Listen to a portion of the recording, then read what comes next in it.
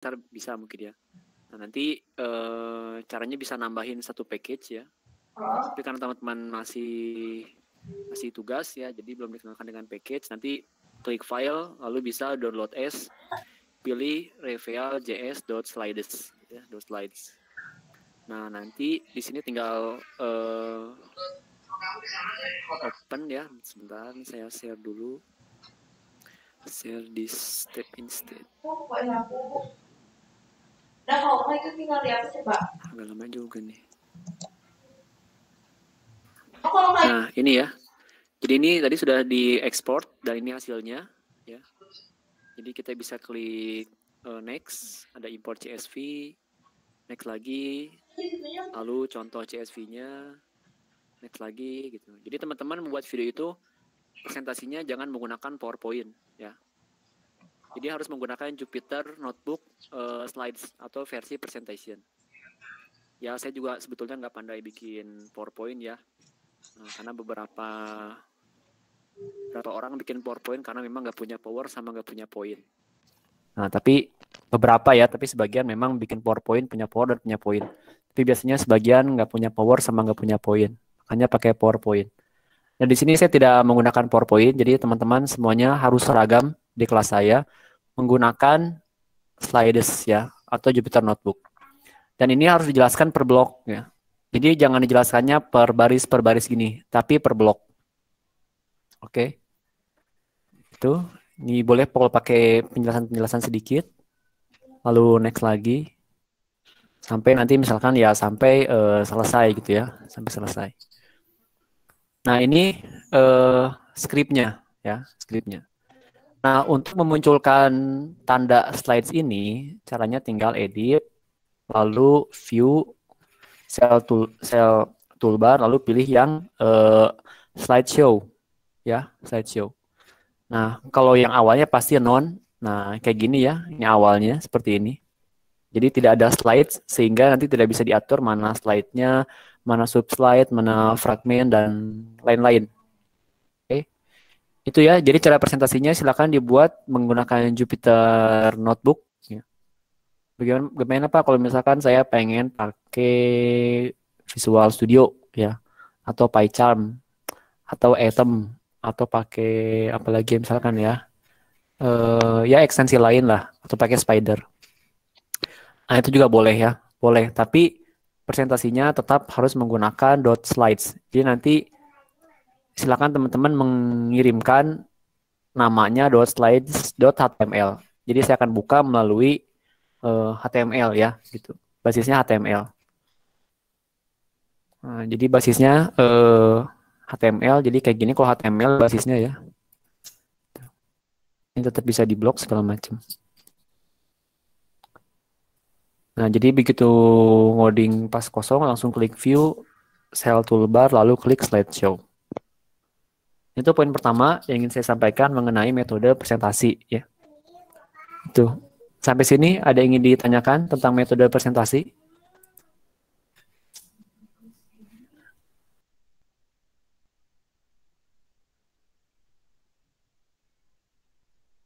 Oke, masih aman ya.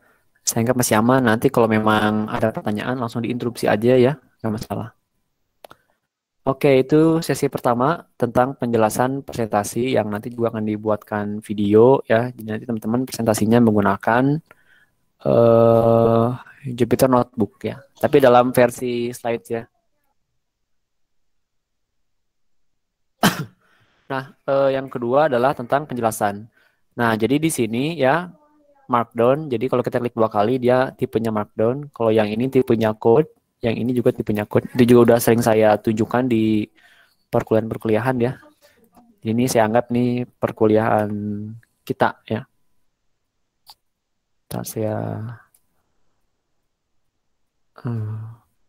save dulu ya. Sebentar. Desktop. Oke, jadi di sini ada CSV ya. CSV-nya tuh ini kira-kira isinya ada 2 kolom. Ya sebetulnya kalau CSV-nya dia student ID, vote, lalu 16 bla bla bla bla, submit dan lain-lain gitu ya CSV-nya. Nah kita boleh menggunakan import CSV. Nah, yang nggak boleh itu import pandas karena terlalu mudah ya. Mungkin hanya dalam 2 blok, 3 blok selesai. Nah, ini nama filenya class election.csv. Jadi intinya si nim ini dia memilih sorry. Si nim ini 1641 itu dia milih si Smith gitu ya. 567 dia milih si Smith gitu. Jadi ini mau dicari sebetulnya berapa jumlah yang paling banyak. Jadi yang menang itu Smith, Jones, Draven, atau siapa gitu ya yang menang. Bentar ya. Ada paket biasa lah.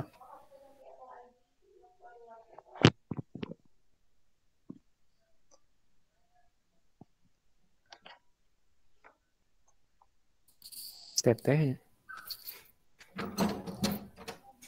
Sugante paket. Belum. Aduh. Sok aku lagi ngajar dulu. Ke jam 9 kurang lah.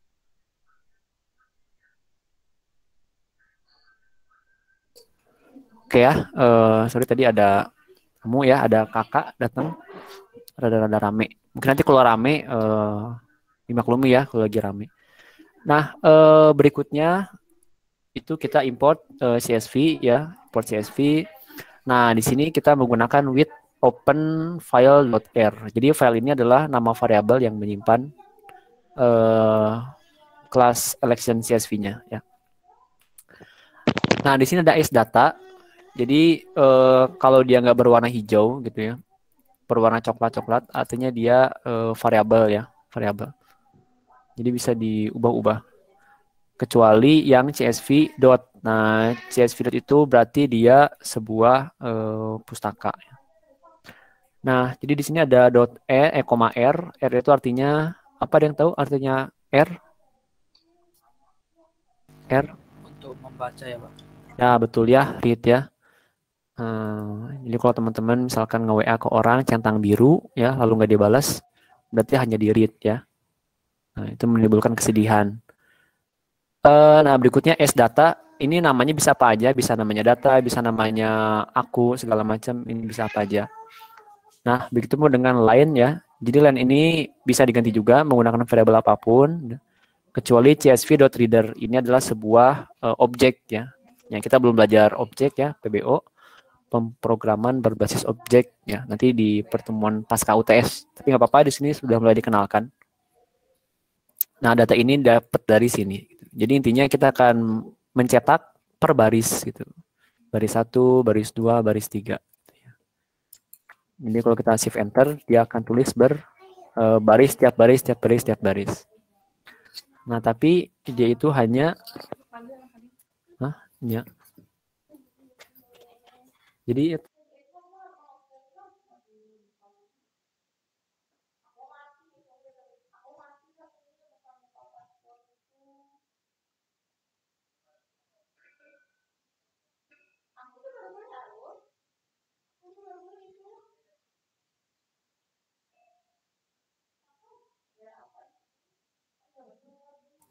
oke ya, kita lanjutkan lagi. Lalu berikutnya setelah itu, jadi kita print line itu kita baru mencetak ya. Jadi hasil print line ini tidak disimpan di dalam variabel apapun. Gitu. Nah, misalkan supaya keren, saya mau jelasin pakai presentasi. Gini ya, ini jadi bentuknya sudah presentasi. Nah, di sini mencetak per baris ya, menggunakan for gitu. Jadi dia akan dibaca itu per baris atau per row, baris per baris per baris. Nah, setelah itu kita akan simpan. Jadi kita perlu menyimpan hasil-hasil cetak tadi dalam satu variabel. Nah, saya namakan variabelnya adalah DD ya, gitu. Nah, teman-teman semuanya mahasiswa ya, dipanggil AD juga rada aneh, mending dipanggilnya DD. Nah, jadi saya buat nama variabelnya DD ya. Nah, setelah itu kita akan menggunakan append ya, objek append pada list ya. Kalau ini masih ingat pertemuan ke berapa ya? Kelima mungkin ya. Nah, jadi DD-nya itu kita alokasikan dulu kosong ya. Jadi DD ini jelas tipe list karena kurung kotak dan dia isinya kosong. Nah, ini sebetulnya sama dengan yang tadi ya, tidak berbeda. Bedanya apa? Bedanya di sini ada dd.append dalam kurung lain. Artinya baris yang tadi itu akan disimpan di bawah dan disimpan di variabel dd. Jadi di sini tidak akan dicetak karena tidak ada print, tapi akan dimasukkan baris per baris, ditumpuk gitu ya, stack baris per baris ditumpuk. Ya. Nah, sehingga kalau kita cetak dd, maka dia menghasilkan yang sama ya. Jadi strategi saya itu menyimpan dulu semua data CSV dalam bentuk list, ya list. Nah sebetulnya nggak menutup kemungkinan kita bisa langsung mengerjakan pakai CSV langsung tanpa menggunakan list, boleh. Atau kita pindahkan dulu ke dictionary supaya mudah dioprek-oprek juga boleh ya. Misalkan ini nih menjadi dictionary key, ini menjadi dictionary note gitu. Itu juga bisa. Nanti dari dictionary atau dari key student ID di sini muncul banyak list-list ya gitu. Itu juga bisa ya. Nah, tapi untuk contoh kali ini saya akan menggunakan list ya, tipe data list. Kalau menggunakan tipe data tuple bisa nggak kira-kira? Oh, ada yang mau masuk nih. Bisa nggak menggunakan tuple? Tidak, Pak. Tidak. Ya, kenapa nggak bisa? Karena tidak bisa dimodifikasi. Bisa dimodifikasi. Betul ya, dia sifatnya tuple itu seperti takdir. Ya. Takdir yang sudah terlewat, nah dia tidak bisa lagi diubah. Ya. Tapi kalau list dan dictionary seperti rencana-rencana di kehidupan kita sekarang ya, bisa diubah, bisa dimodifikasi ya. Tapi kalau apa namanya tuple itu seperti takdir, jadi sudah immutable dan tidak bisa lagi diubah. Nah, maka dari itu kita akan menggunakan list agar dari tiap-tiap data ini bisa diubah-ubah ya. Nah, pada contoh ini kita cari lokasi yang bernama Smith. Nah, aduh, klik 2 kali malah. Shift enter dulu. Oke, ini masih bisa diedit juga dalam kondisi presentasi. Tapi kalau sudah diekspor tidak bisa diedit ya. Kalau di sini saya masih bisa edit ya. Jadi sebetulnya Jupyter Notebook itu cocok untuk pengajar, edukator tuh cocok Jupyter Notebook. Tapi kalau buat project, buat aplikasi, buat sistem itu lebih cocok pakai Visual Studio Code atau Spider ya buat analisis. Nah, di sini kita akan mencari yang namanya Smith ya. Dan tidak hanya namanya Smith, tapi kita juga akan menentukan di manakah baris dan kolomnya ya. Jadi karena kita ini ada baris dan kolom, sehingga kita membutuhkan dua, I dan J. Nah, pertama, for I in range len DD. Nah, fungsi len DD itu untuk apa? Ada yang masih ingat fungsi len DD?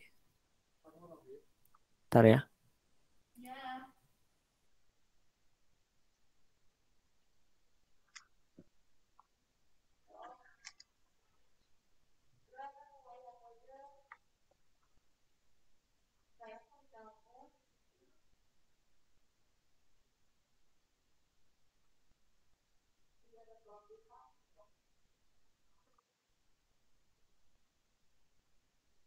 Oke, ini banyak mahasiswa yang masuknya nggak lewat value ya. Jadi ini merepotkan saya harus admit ya. Ini sungguh sangat merepotkan. Jadi kasih tahu teman-temannya kalau mau masuk kelas malam jangan harus menggunakan value ya. Kalau tidak menggunakan value tidak akan saya admit ya. Jadi dia akan menunggu selama sampai ini selesai.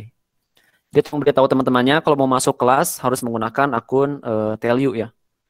Jadi notifnya sangat mengganggu. Oke, kita lanjutkan. Len DD, ada yang ingat fungsi len itu untuk apa?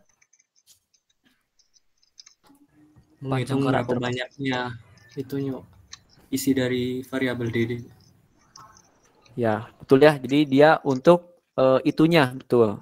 Bukan menghitung, sorry. Length ya, panjang ya. Ya, betul tadi jawabannya ya, saya mengerti. Nah, len DD itu ada 21 ya, 21 ya. Nah, lalu di sini kenapa kita butuh J ya? Karena dia itu dua dimensi ya. Jadi dia punya baris 1, baris 2, baris 3. Lalu dia juga punya kolom ya. Kolom itu yang ke bawah gitu. Jadi kalau saya tanya student ID itu berapa baris dan kolomnya? Ada yang tahu?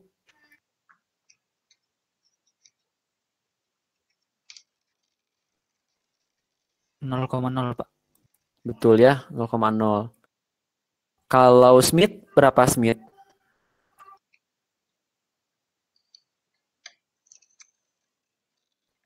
1,1. Ya, itu baru satu kan? Smith ada satu atau ada banyak? Banyak Pak. Banyak ya. Nah, kan seorang programmer harus dong bisa menggunakan kemampuan programnya untuk mempermudah hidupnya. Nah, itu kita gunakan for untuk mencari Smith itu sebetulnya berada pada indeks yang mana aja. Nah, yang kedua ya, karena ini baris dan kolom, maka kita akan gunakan I dan J ya. I itu nanti untuk representasi baris ya, dan J itu untuk representasi kolom. Nah, yang kedua, bahwa list itu, len-nya list itu hanya menghitung baris. Jadi len itu tidak bisa menghitung kolom.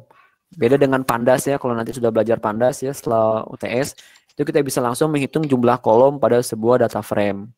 Nah, di sini kita nggak bisa menghitung kolomnya dua itu. Kecuali kita tulis sendiri kolomnya dua. Tapi itu bukan style programmer ya. Jadi kita nggak boleh menuliskan angka-angka. Yang kita harus tuliskan adalah sebuah variabel. Karena nanti isi variabel itu bisa berubah, jumlahnya bisa berubah. Ya.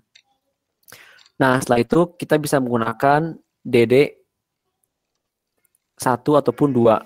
Nah, pertanyaannya kenapa harus menggunakan DD 0 ya? 0. Jadi, nah misalkan saya tes ya.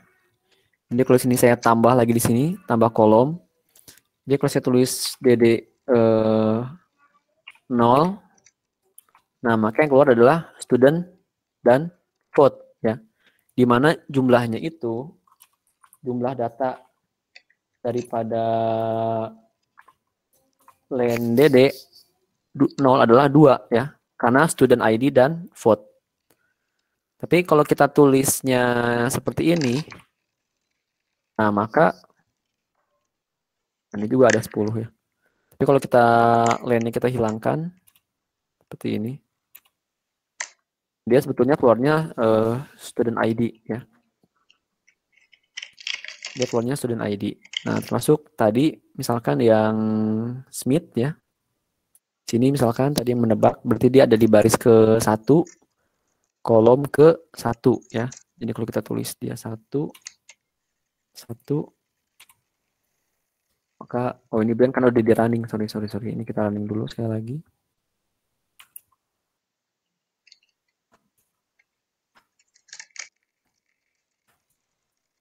Nah, maka keluarnya adalah Smith ya. Itu kira-kira. Itu untuk baris dan kolom. Jadi di sini kita akan mencari ya. Ini ada representasi jumlah baris. Yang J untuk representasi jumlah apa namanya? Kolom ya. Nah, if DD J I E I J sama dengan Smith gitu. Jadi kalau ini kondisi ini terpenuhi, maka dia akan mencetak lokasi Smith itu berada di baris sekian, kolom sekian gitu. Nah, if ini penting ya. Jadi sebetulnya di dalam tugas besar ini hanya ada 2 key yang ingin saya tunjukkan, for dan if gitu. Jadi sebetulnya cuma 2 doang. Apa? Jadi asal for-nya ngerti, if-nya ngerti. Nah, Ini karena di dosen. tugas itu kan banyak kondisi ya. Ada yang kosong, ada yang ini, ada yang itu, segala macam. Jadi if conditional ini harus bisa dimengerti secara utuh. Ya. Nah, supaya mudah, misalkan kita coba. Kita anggap ini iterasi pertama, I, range len DD. Berarti I-nya berapa pertama kali? Berapa I yang pertama angkanya? 0 Pak. 0, betul ya. Berarti J-nya berapa dong? 0 juga. J-nya 0 juga ya. Tuh. Sehingga di sini DD-nya berapa dong berarti? 0 dan 0 ya. 0 dan 0 apa isinya?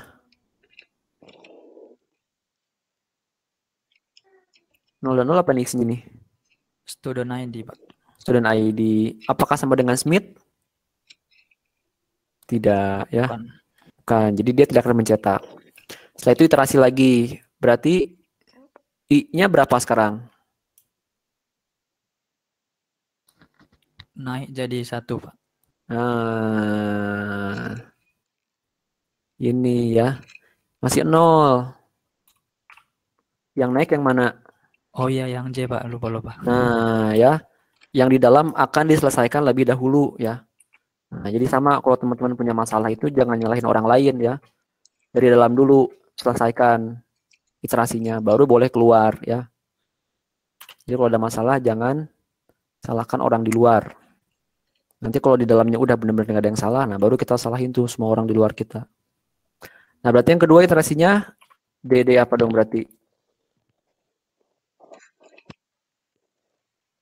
0 dan 1 ya. 01 siapa 01? Vote, Pak. 01. Ya betul vote. Betul ya. Betul bos, betul vote. Apakah vote sama dengan Smith?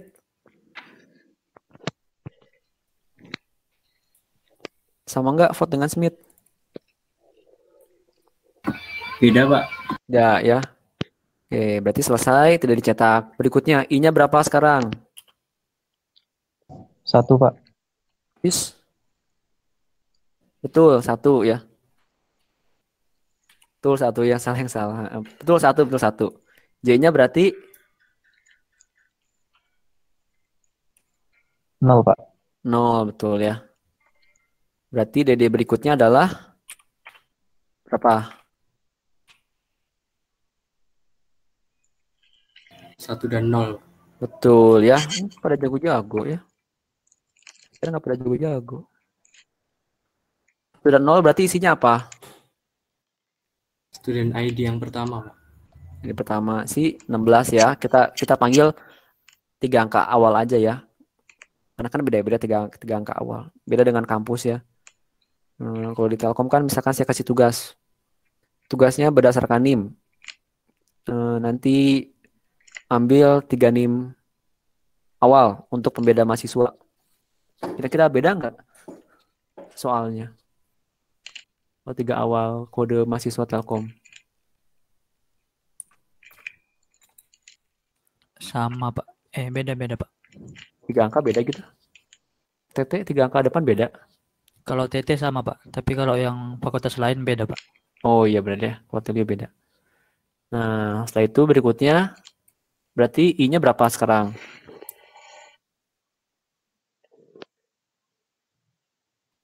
Masih 1, Pak. Betul, masih 1 ya. Dan J-nya sekarang menjadi 1.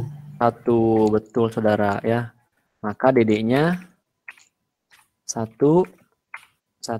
Isinya apa? Smith. Nah, maka terpenuhi nggak if yang ini? Ya, Pak. Terpenuhi, maka dia akan mencetak ya. Lokasi Smith ada di I dan J. I-nya otomatis ada di 1 dan 1 J-nya ya. Sampai sini mengerti tentang for? Gampang apa susah kira-kira?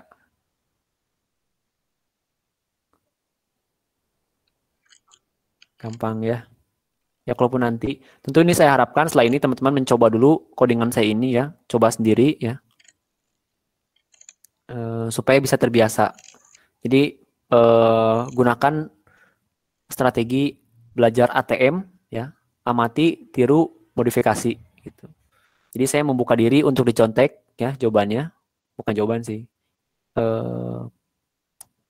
Jupyter Notebook-nya ya untuk diamati, untuk ditiru, dan nanti harapannya bisa dimodifikasi sesuai dengan CSV yang sudah diberikan oleh tim dosen di LMS. Oke ya, supaya lebih keren saya ubah lagi menggunakan presentasi. Nah ini ya. Oke, di next. Nah setelah itu kita mau modifikasi pada data CSV ini. Jadi ketika Smith-nya itu ditemukan ya, maka dia diganti dengan nama Brian gitu. Nah, jadi codingan yang atas ini tidak diubah ya, karena dia akan mencari baris per baris, kolom per kolom, baris kolom dicari semua gitu. Nah, begitu ketemu, maka akan diganti dengan Brian. Nah, ini kan update atau pengubahan atau modifikasi pada tipe list ya. Ini juga sudah diajarkan ya kepada rekan-rekan. Nah, nanti tolong dipelajari kembali ya, supaya tugasnya nilainya nggak kurang dari 100 ya. Seperti itu ya. Jadi kalau ketemu jangan lupa titik 2 ya if-nya, maka action-nya akan di seperti ini. Boleh nggak kalau pakai else? Boleh misalkan. Jadi kalau misalkan Smith-nya nggak diganti, Smith-nya nggak ketemu, maka else-nya diganti. Jadi misalkan namanya misalkan Smooth ya, misalkan gitu. Jadi Brian dan Smooth misalkan CSV-nya itu. Jadi kalau Smith-nya nggak ketemu, maka selain Smith akan diganti dengan Smooth misalkan.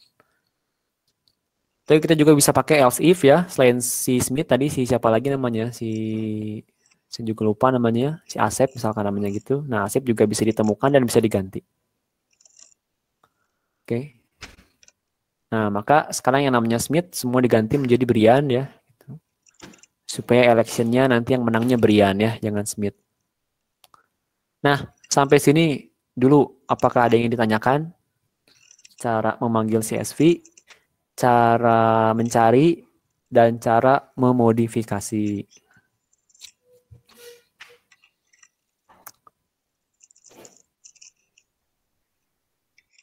Sementara masih aman ya. Oke, kalau masih aman, kita next ya. Nah, sekarang saya mau tanya nih. 164 dengan Brian, tipe datanya beda atau sama?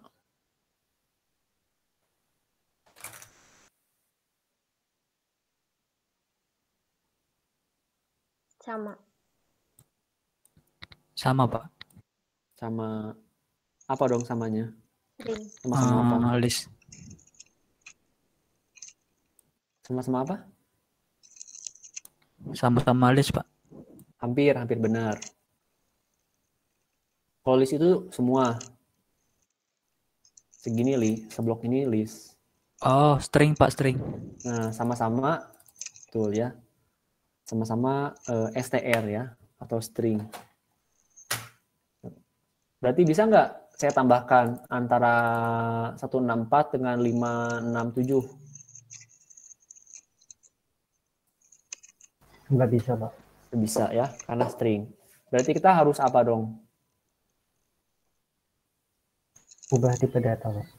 Betul, saudara ya.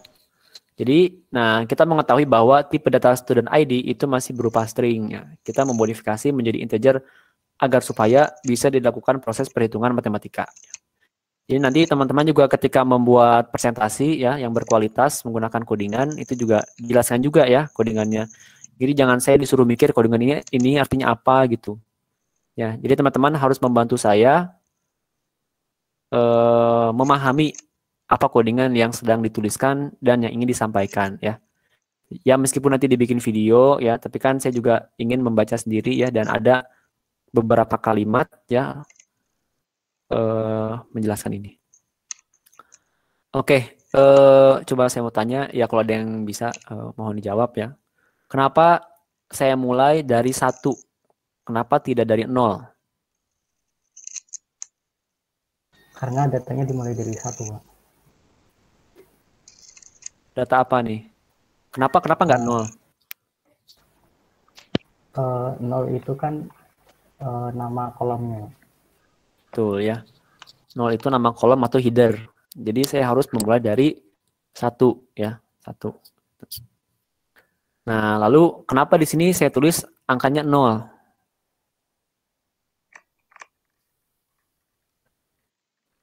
Nol itu berarti kolom keberapa? Kolom pertama. Kolom pertama. Kolom pertama itu headernya apa? Student ID. Betul, student ID ya. Jadi saya hanya membutuhkan 1 for. Karena apa? Karena kolom yang ingin saya modifikasi itu hanya 1. Dan yang diubah-ubah adalah baris yang saya representasikan dengan I gitu. Ya, dan DD-nya tentu sejumlah panjangnya dari variabel DD. Ya, itu. Jadi cuma simple cuma dalam int ya. Dalam kurung DD-nya, maka dia akan berubah menjadi integer. Nah, sehingga kalau kita ketik DD, dia sudah tidak ada tanda petik ya. Tanda petik. Nah, kalau Brian jangan diubah jadi angka ya. Karena Brian bukan sebuah angka-angka ya. Dia sebuah manusia. Mau tanya Pak, Ya, boleh. berarti NIM-nya yang ada di CSV itu diubah ke integer ya Pak? Seandainya ketika dibaca di Python berupa string, ya. Tapi kalau ternyata sudah berupa integer, harus nggak dimodifikasi jadi integer? Oh, harus. Nggak harus, kan udah integer. Oh iya. Iya, ya itu. Ya, pertanyaannya bagus. Jadi, kalau dia masih string, ya, ciri khasnya ada petik, nah maka rekan-rekan harus mengubah menjadi integer. Tapi, kalau ada komanya, gimana dong? Benar nggak diubah jadi integer kalau ada koma-komanya?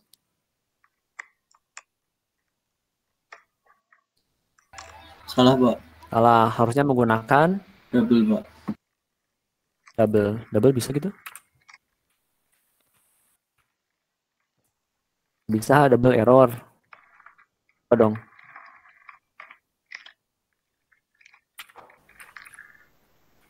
Pakai float, Pak. Nah, float ya. Ngambang ya. Kena desimal. Float. Nah, sehingga kalau ini kita running, saya shift enter lagi. Nah, dia ada desimal ya. Ada koma gitu. Ada floating. Floating market. Ada yang pernah ke floating market? Pasti belum pada pernah ya. Ke Bandung aja nggak pernah. Atau ada yang pernah ke floating market?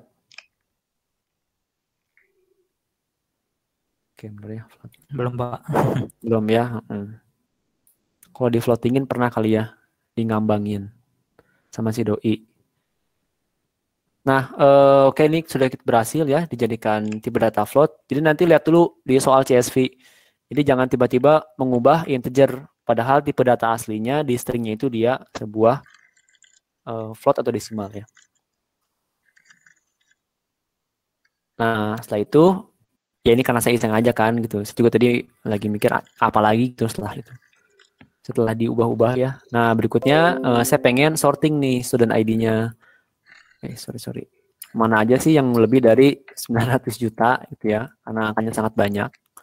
Atau setara dengan 1E8. 1E8 itu 10 pangkat 8.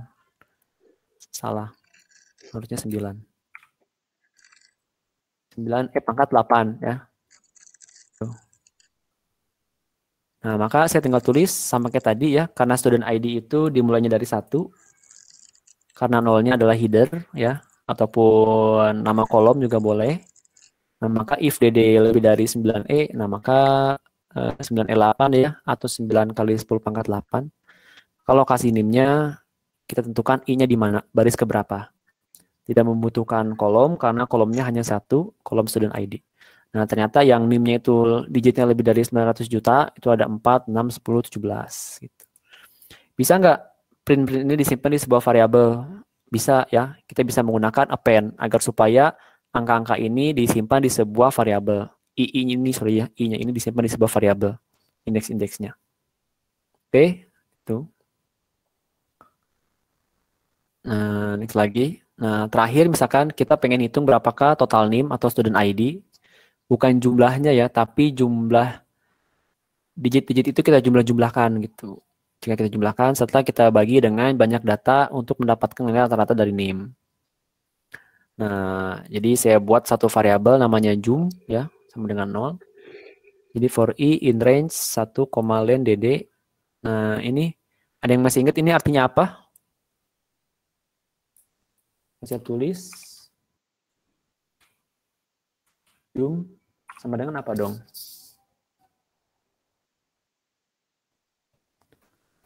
Jumlah ditambah Ditambah DD-nya itu. dd-nya gitu ya. Jadi dia akan mengupdate ya. Jadi jumlah ini akan update terus, yang awalnya 0 akan dijumlahkan dengan dd 00, lalu ditambahkan lagi dengan dd berapa? 10 ya. 20, 30 sampai yang terakhir. Nah, jumlahnya ini dapatlah jumlah rata-ratanya itu dibagi dengan len dd kurangi 1. Ada yang tahu kenapa dikurangi 1? Kenapa harus dikurangi 1? Karena satu barisnya itu nama kolom tadi. Betul ya. Karena satu barisnya berupa header ya. Header. Header itu apa? Bahasa Indonesianya header. Kepala, Pak. Kepala mah head. Si kepala berarti ya. Ada R-nya kan? Competition, kompetitor misalkan ya. Terus apa lagi? Si kepala berarti ya. Nah, saya bisa tulis jum, rata-rata. Ini jumlahnya ya. Ini rata-ratanya. Kalau menurut teman-teman, jumlah sama rata-rata ini gedean mana? Kalau kita perbandingkan.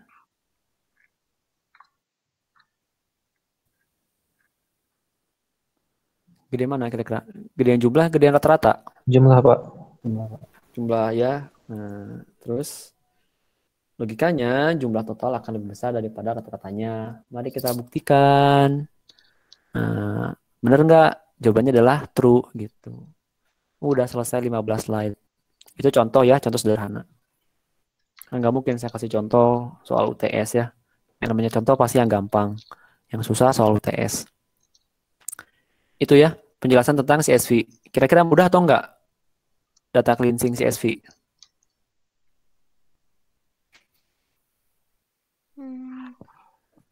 Ya, nanti dicoba aja habis UTS ya. Sambil kan mesti masa UTS ya, karena ini juga UTS. Cuma bedanya UTS ini waktunya 2 minggu ya. Jadi tersiksanya lebih panjang dibandingkan yang 2 jam ataupun sejam setengah. Tapi nanti ilmunya lebih menerap ya, karena akan dicoba terus-terusan. Oke, itu aja ya. Pemaparan dari saya tadi. Pertama tentang pola presentasi ya. Jadi saya ingin presentasi yang segar. Nggak usah menggunakan Prezi ya. PowerPoint. Jadi semuanya seragam di kelas saya menggunakan Jupyter Notebook ya. Jupyter Notebook-nya slides. Terus yang kedua, ini contoh modifikasi CSV. Kalau rekan-rekan mencari contoh CSV atau pengolahan CSV, saya rasa yang paling mudah adalah yang saya ajarkan sekarang. Nah, saya juga jujurly gitu ya, mempelajari sekilas. Saya lihat sekilas sih, ini mah gampang lah. Saya penasaran kan adalah saya coba satu CSV dari GitHub. Ternyata pas mikir-mikir kok nggak bisa-bisa gitu. Akhirnya saya sendiri juga browsing-browsing sederhana, lalu saya coba buat pengajaran yang sederhana sehingga nanti rekan-rekan bisa mengamati, meniru, dan memodifikasi.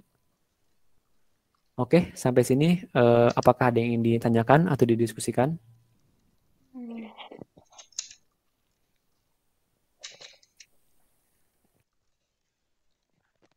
Kalau maksudnya variabel masukan itu apa, Pak? Masukan, input. Masukan di mana? Yang mana? Di nomor 3, Pak. Bentar. Ini di LMS apa di codingan yang tadi? Di LMS. Oh, LMS. Saya buka dulu lemesnya. Ya, karena itu kan poinnya yang dibikin koordinator ya. Saya sendiri juga setengah ngerti ya baca poinnya karena poinnya sangat banyak gitu. Tapi saya berharap ini tidak pointless ya. Ada di mana ya UTS-nya ya? Saya juga lupa. Oh, ini UTS. Oke, ini kita ganti share screen-nya ya. Supaya rekan-rekan bisa melihat. Oke, tugas besarnya ini ya. Oke, yang mana? Poin yang mana yang ditanyakan tadi? Yang ketiga, Pak, itu kan ada untuk dataset 1 dan 6 sampai masukkan fungsi, variabel masukkan fungsinya adalah list. Nah, variabel masukan itu maksudnya apa?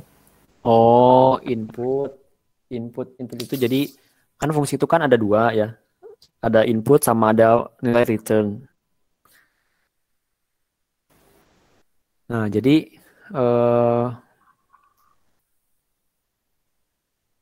ketika dibikin fungsi ya, Nah, nanti si inputannya itu berupa tipe data list. Misalkan saya kasih contoh ya. Saya juga sambil menekan-reka, benar nggak yang dimaksudnya itu ya. Oke, ini saya bikin satu section lagi. Jadi misalkan gini, dev, misalkan saya kasih nama devnya, nama, misalkan di sini tulis X ya. X itu kan berarti dia berupa input ya, berupa input. Lalu saya tulis misalkan di sini apa ya?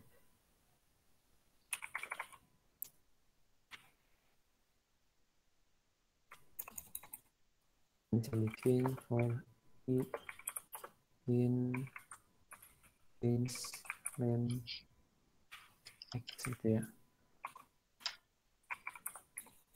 Misalkan print X dalam kurung I. Nah gitu. Misalkan saya bikin satu variabel namanya misalkan buah. Misalkan buahnya ada buah apa ya? Kayak terus melon ya, misalkan. Sama buah apa lagi ya?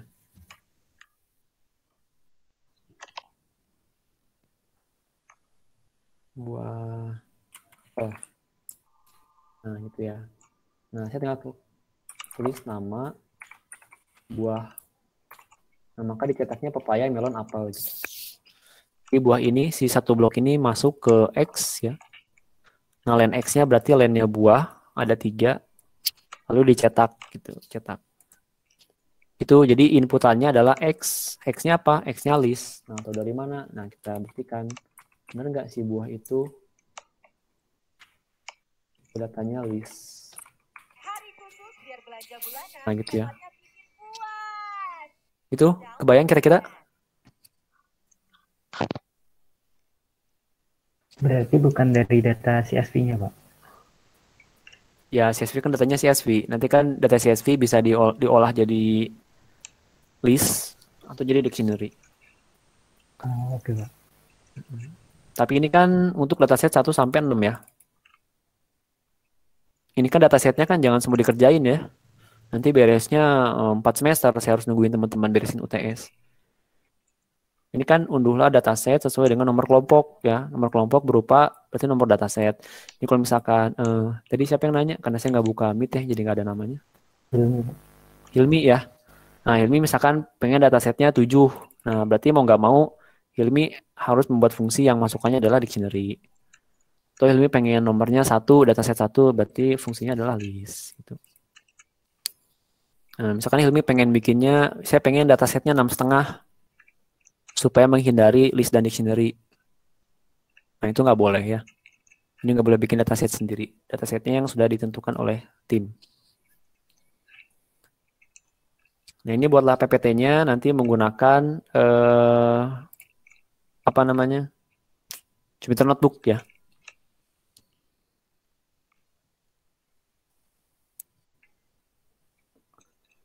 Oke, sampai sini. Ada lagi pertanyaan lain? Masih ada 11 hari lagi ya. 11 hari 3 jam. Jadi teman-teman pasti nggak akan tenang selama 11 hari.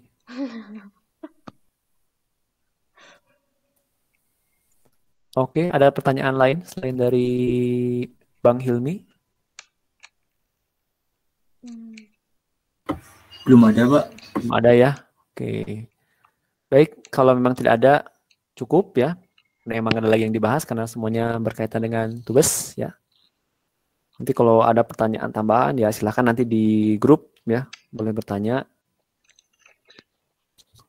Cuma kalau di grup ya harus sabar ya, nanti pas saya lagi luang, misalkan pas lagi lihat HP, nah nanti mungkin coba saya balas ya.